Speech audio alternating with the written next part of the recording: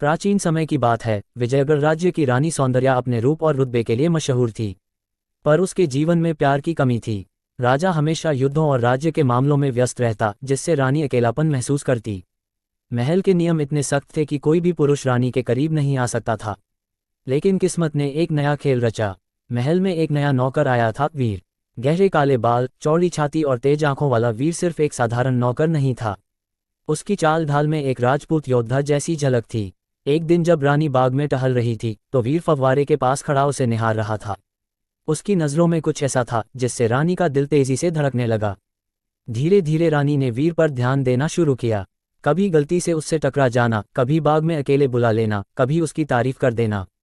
वीर भी समझ रहा था कि रानी की नज़रें उसे ढूंढती हैं, लेकिन वो कुछ नहीं कह पा रहा था। एक दिन रानी ने अपने विश्वासपात्र दासी को आदेश दिया कि वीर को उसके निजी कक्ष में बुलाया जाए। वीर डर रहा था, लेकिन आदेश टाल नहीं सकता था। जब वह अंदर पहुंचा तो रानी रेशमी वस्त्रों में उसके सामने खड़ी थी। मोमबत्तियों की हल्की रोशनी में उसकी सुंदरता और भी बढ़ गई थी। रानी ने धीरे से कहा, तुम्हें डरने की जरूरत नहीं है वीर। मैं तुम्हें सजा नहीं देने वाली, बल्कि अपने करीब बुला रही हूँ। वीर की सांसें तेज हो गईं।